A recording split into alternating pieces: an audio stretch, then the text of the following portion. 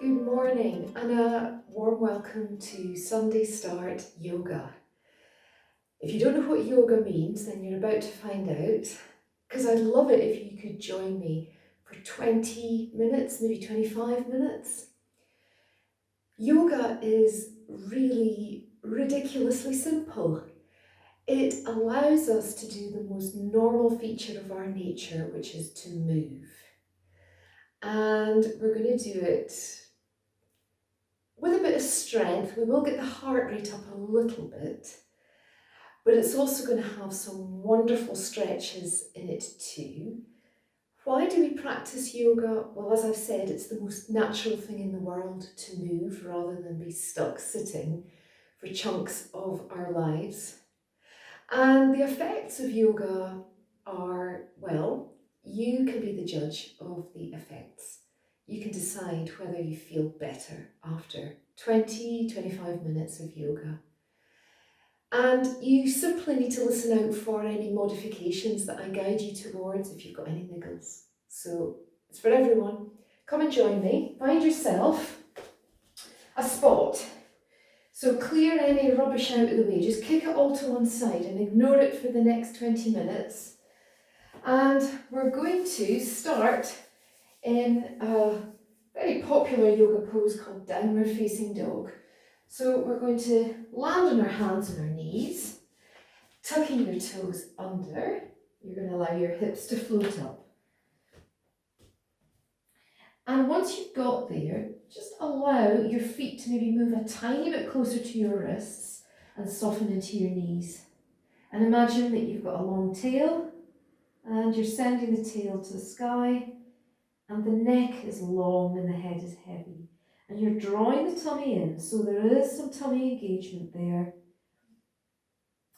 And if anyone wants to join me, you can bend one knee at a time and gently push into alternative heels. Alternate heels, I think is what I meant. Well done. That's excellent. Now look into that little gap between your hands. You're going to step forward with your right foot. You're now in a nice lunge. Take your right hand into the inside of your right foot and allow your left hand to come onto your shoulder. Do a little rotation, and if it feels okay, you can elevate your top arm. Well done. Back you go into downward dog and step forward with your left foot. So ground your back heel, turn your back toe out. Take your left hand onto the inside. It's almost as if you're trying to move your shoulder to the inside of your knee. And then again, you can take the right hand to the hip. Maybe that's as far as you'll go. A little turn, and if it feels okay, you can allow the top arm to drift up. Good. That is a brilliant start. Now, hopefully, as you bend into your back knee and step forward into a really bendy-kneed forward bend. So we want to protect our lower back with deep knees, as if we're picking up a box safely. Relax the neck and allow the head to drop. Have the arms like a rag doll. Draw your tummy in and slowly let the vertebrae of your spine, your amazing spine, roll up to standing. So you've done a few minutes already. Maybe you feel different as a result. Again, you can be the judge. You can feel the benefits that you're working on. So from here, we're going to step into a wide stance. And this is more of a circuit training workout thing now, but we're going to yogify it a little bit by just dropping the pace. You've got your feet splayed, you're going to deepen into your knees, and you're going to head down towards the ground with one hand. You don't have to touch the ground. And you're going to turn to the opposite side and raise the arm. And then you're going to bounce back to standing. So it starts to become like little squat jumps. Now, we can sort of thud into this, or we can be really light when we land. And that takes strength.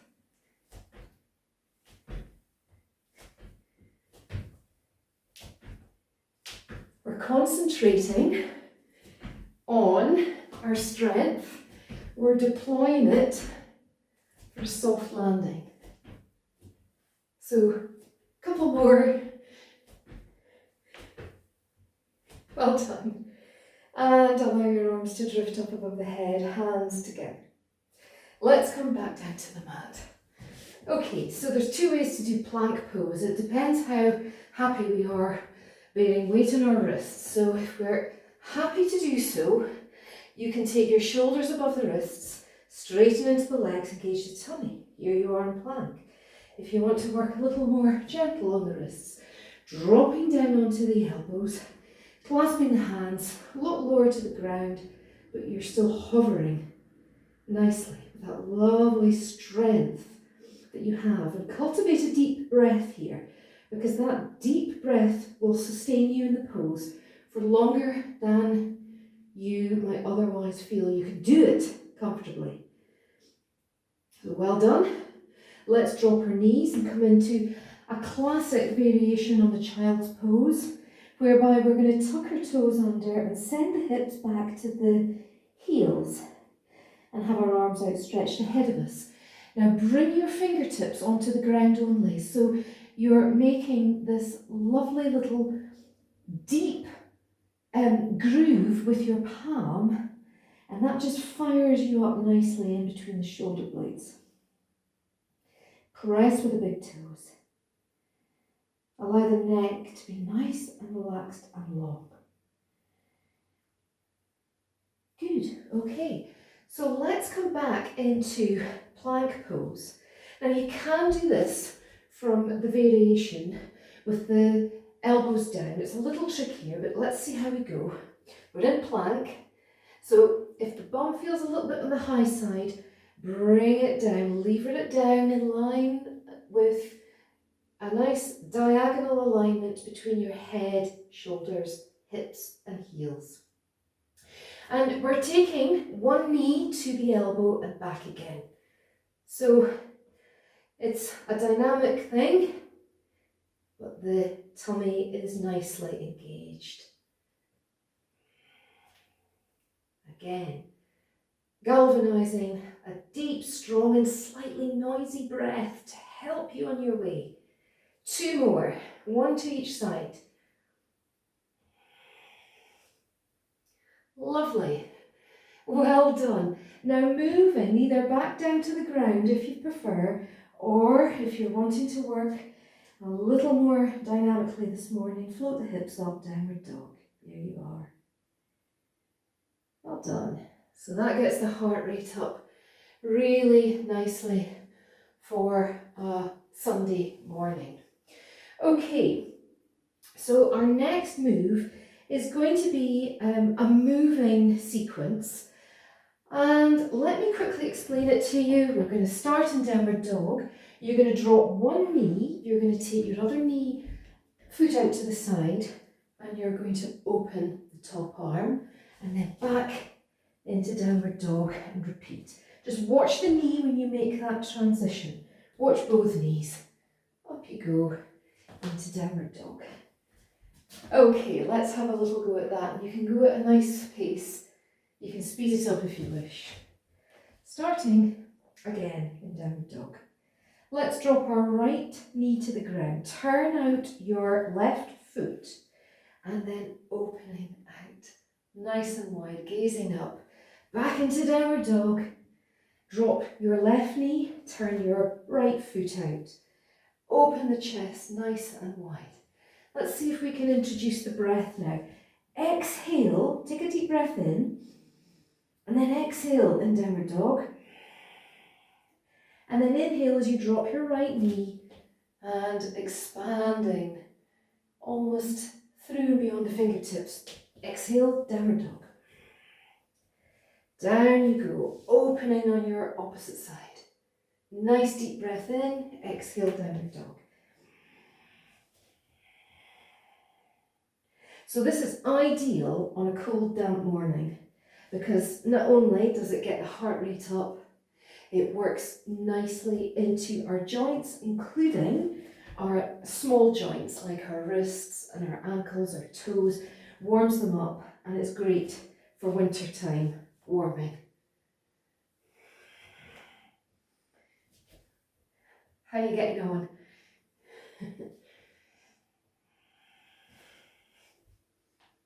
Well done. Okay, so let's make this our last maneuver. Do it once more to each side. And then you might need to watch this next one. We're in cat pose. In fact, why don't we sit back onto our heels and just come upright for a moment. We've been upside down a wee while. And drift your arms up on an inhale, out to the side on an exhale. Once more, breathing in, breathing out. And you can carry on doing those breaths with the arms, and I'll quickly show you what we're doing next. We're going to do a pose called threading the needle. We go through, this is my right arm, I'm going through between my wrist and my knee, down I go all the way, so it's quite a strong rotation. You can stay here if you wish, or if anybody wants to, they can try lifting the leg, so it becomes a little balance as well. Any lower back issues, you really want to be folding into that knee to protect your lower back. And if you've got any neck issues as well, I wouldn't raise the leg because it puts a bit of downward pressure on the neck, which can actually be quite a nice feeling, but if you've got a sore neck, I'd avoid that. So come into cat, take your left hand and flip it up the way. So you're now looking down at your palm. And you're going to slide the back of the hand along the floor, down you go, maybe the elbow's now dropping down, and you can feel there's a nice twist developing in this. Stretch forward with your left hand and see if you can accommodate a dropping of your shoulder onto the mat. And maybe this is where you're going to stay. But if you want a bit of fun this morning, who wouldn't on a November Sunday morning in the lead up to Christmas, we can start showing off a bit by allowing our left leg to drift up. Now, if anyone's rolled over onto their backs, that's normal. I nearly did it just now myself. I've got a wall behind me to save me. Fold into that knee a little bit. Wonderful. Draw the tummy in. Who knew that you were so capable of such wacky shapes? So well done. Coming back to hands and knees. Take your left hand, kind of, bring the palm up towards your face. There it is, staging you in the face. Where's it going next? Well, it's going to slide in between your right wrist and your right knee, go all the way through, and this left arm is going to be quite comfortable. It doesn't really do very much. It provides stability, so you want it nice and grounded.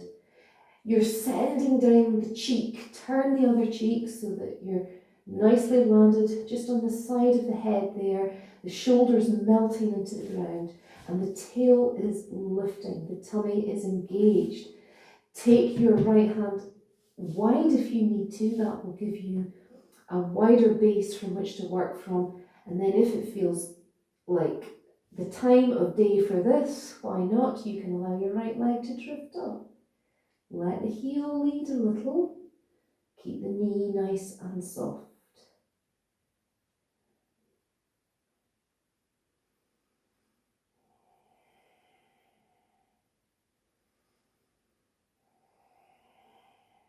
And then slowly descending back down to earth, and in your own time, you're unwinding back into cat pose.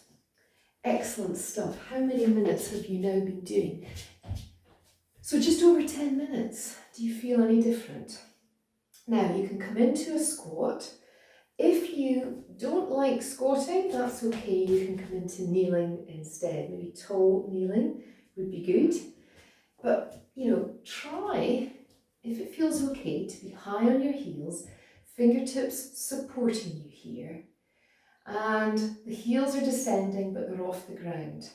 And come with me. You can move to your right, first of all. A nice wide stretch. to either side. And you can allow the knees and the hips to join in. So one knee is descending, the other one's lifting.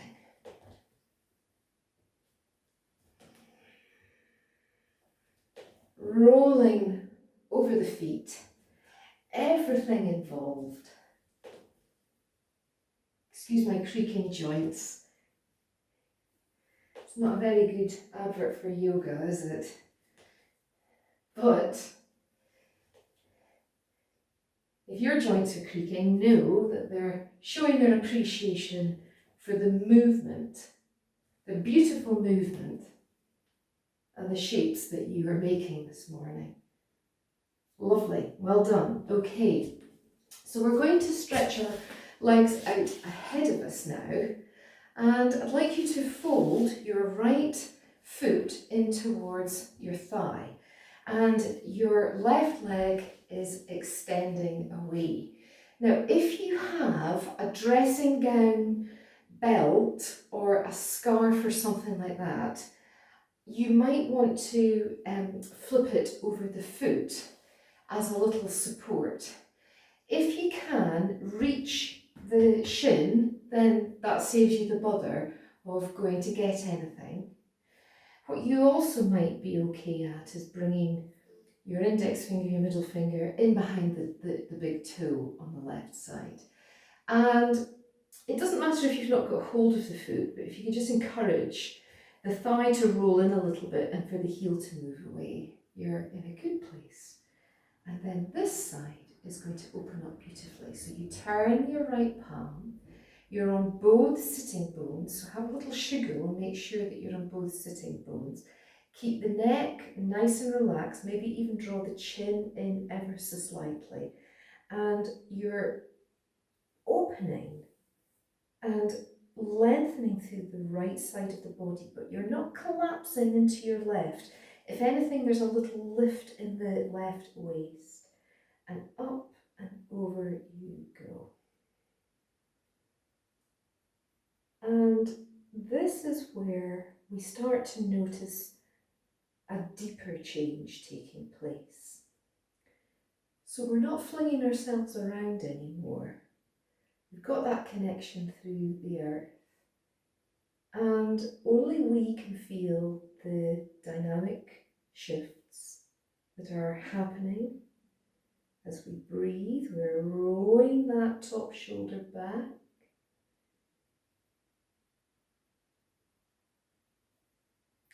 Exhale is quite a powerful element of the breath to use here. So find your breath as you exhale. See if you can lengthen. So we're not grabbing, we're moving into the new space that we're creating.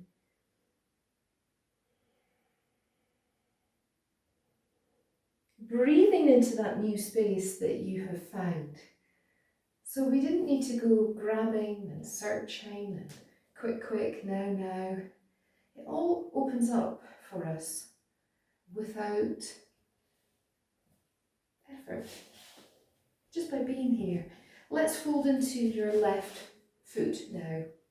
So the sole of the left foot is planted into the inside of your thigh. Find your sitting bones. So if there's one sitting bone that feels it's taking a little bit more weight, you can switch it and slide forward a little bit, and that might tune you into your sitting bones a little better. So again, if you've got something to loop around your foot, that's quite handy. Don't worry, you can just place a hand on your leg, and if you've got the toe, if it's available to you, then you can by all means hang onto it, and you can turn your left hand out and be guided by your breath. So again, we're not looking to collapse. If anything, we're on both sitting bones, and there's a nice length in our right waist, up and down here. Fold into your arms, so we're not going poker straight, we're being quite fluid, and move into your right heel,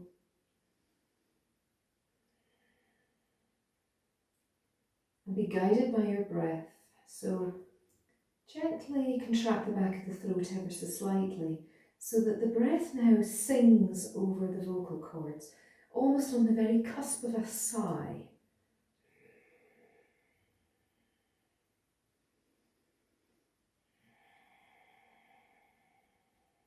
Use your powerful and long, strong exhale to help you deepen into this pose.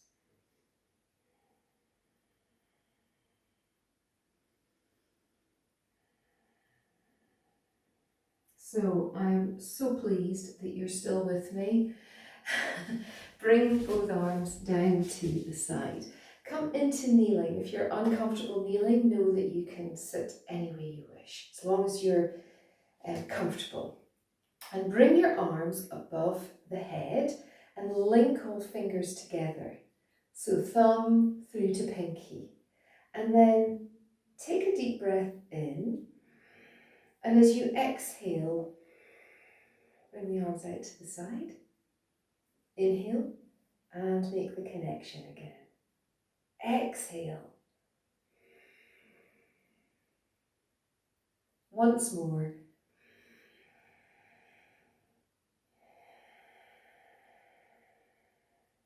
And then bring the hands together, and I'm going to show you Lotus Mudra.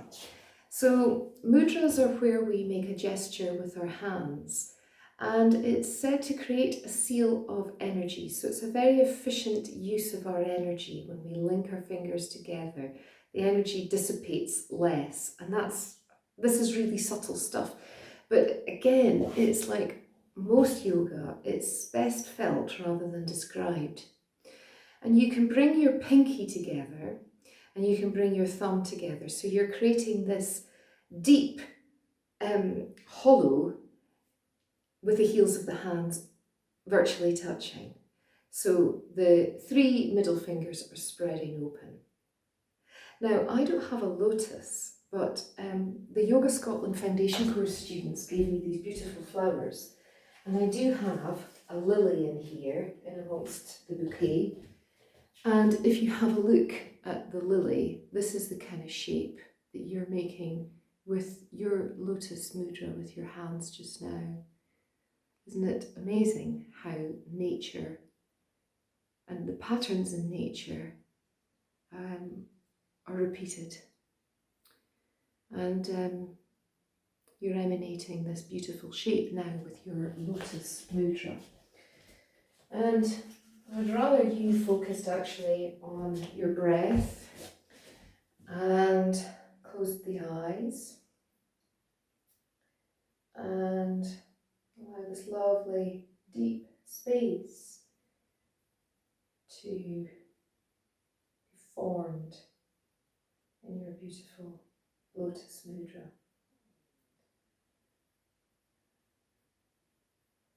Now, what we'll do next is we'll allow the arms to drift all the way out to the side again, palms facing down, and then gently lowering down to the earth. We're going to do one more yoga pose, and you're going to take that lovely shape in your hands. You're going to use your forearm extensors as well. You won't have your hands together, but you'll have half a lotus on the ground, giving you that lovely lift. So I'd like you back on your feet for one last yoga asana, asana meaning posture. And I'm going to get you to step forward with your right foot. And then maybe just do a little gentle rock over the feet. And then take your attention down to the ground. Your right fingertips are landing on the ground just in front of your right foot. But go wide, go out to the side, and that will help with your balance. And then without thinking about it too much, with those lovely spread fingers and the energy drawing up into the body, you can switch your weight down into the leg, lift the back foot, and elevate the top arm. If anyone wishes, you can stretch out with that extended leg. And this is known as Chandrasana, which is the moon pose, but we have this lovely connection through the fingertips, dropping down onto your back foot and having a little counter stretch in the opposite direction, and then stepping back, stepping forward with the left foot, and again, do the jazz hands thing and rock over your foot a little bit, and then the left fingertips are anchoring, landing like a little spacecraft, landing down to the left of your yoga mat, nice and wide if you need to. The back foot drifts up, you can keep a soft knee. You can extend your right arm up and open the chest.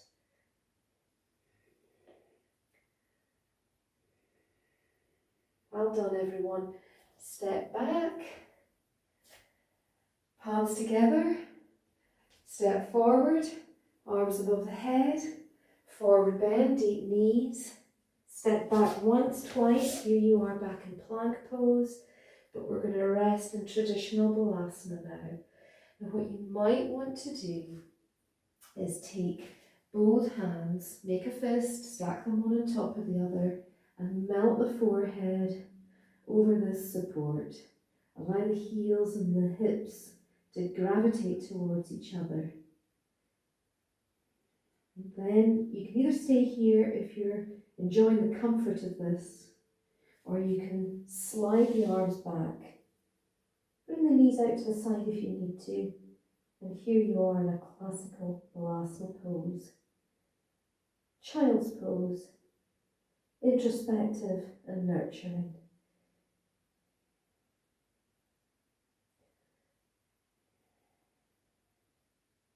So well done. We're going to slowly come up to kneeling. And as this is a Sunday, we're not going to go anywhere yet, but it's only going to take a few minutes. You're going to stretch forward with your legs and slowly come down to lie on your back. Maybe allow your palms to rest on your tummy for a moment, so you've got that great connection that you've made with your breathing. Feel the upper back spreading across the floor.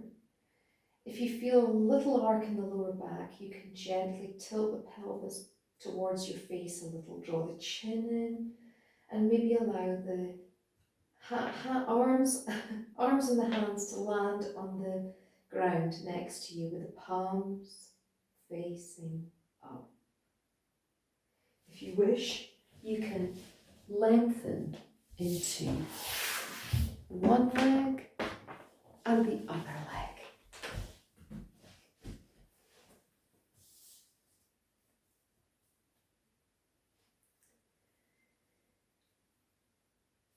So there's a yogic concept known as ahimsa. It's translated different ways, but for today's practice, we're going to choose the English translation of compassion.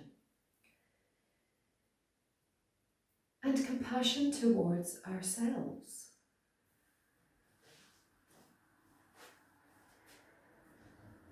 Compassion towards ourselves starts with our inner voice.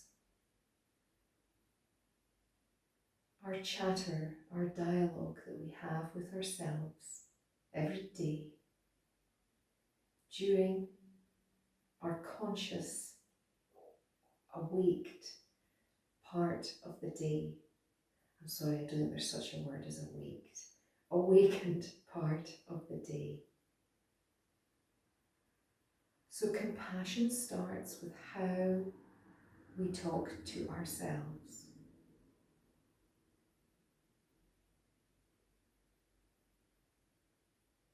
Could we improve that dialogue with ourselves? Well, let's not analyse it too much. Let's start physically. As you cast your awareness around your body just now, smooth off any edges. Apply the great knowledge and wisdom that you have about your body to make sure that it feels open, comfortable, and at ease.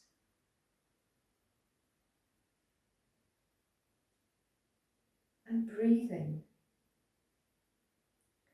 Notice how the breath physically moves around the body.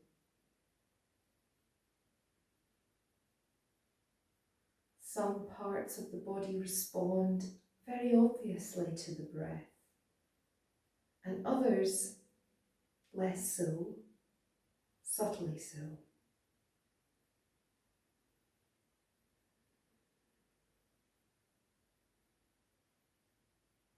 So this smooth physical feeling that you're cultivating in the joints and in the muscles with awareness, with a gentle release, and moving your body naturally with the breath, or encouraging the breath to move into the natural spaces that it breathes into in the body.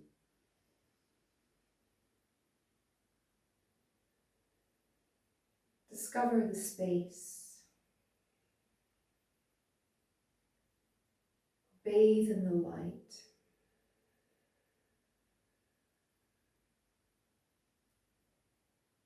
Enjoy the pauses.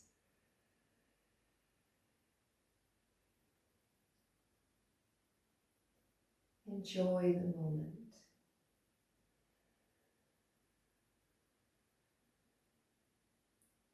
So well done at showing and feeling and finding that compassion for yourself. So yeah, the chatter in the mind can sometimes not be quite as light, and that's why we come and practice on the mat. We practice that felt sense of lightness, and hopefully that will infiltrate nicely, filter into our inner dialogue for the rest of the day. Thank you for joining me for this Sunday start this morning, and have a lovely day.